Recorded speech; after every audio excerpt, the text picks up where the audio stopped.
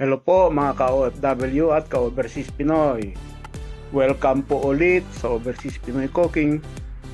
Today po ay special ang aking ise-share na food video. Special embutido. Sinsal po ang ginamit kong pambalot sa embutido po na ito.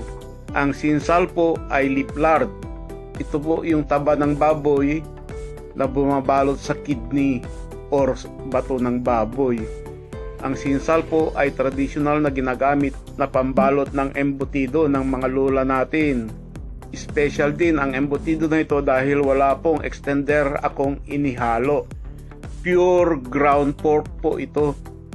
Special din dahil ipapakita ko po na pwedeng i-bake ang embutido. Kaya po sa mga matagal nang nagre-request ng actual video sa aking bake embutido recipe ay eto na.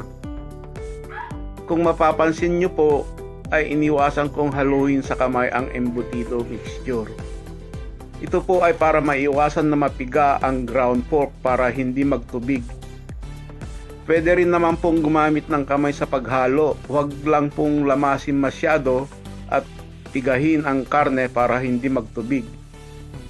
Isa pa pong mahalaga ay kailangan patuluin ang katas ng giniling ng baboy, lalo na kung kadedepos lang ito.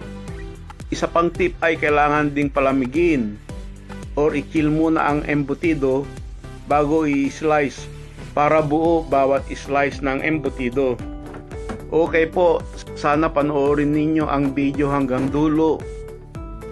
Sa mga bago at di pa nakasubscribe sa ating munting channel, paki-subscribe po para lumaki po ang channel at patuloy po makapag-share ng mga cooking video.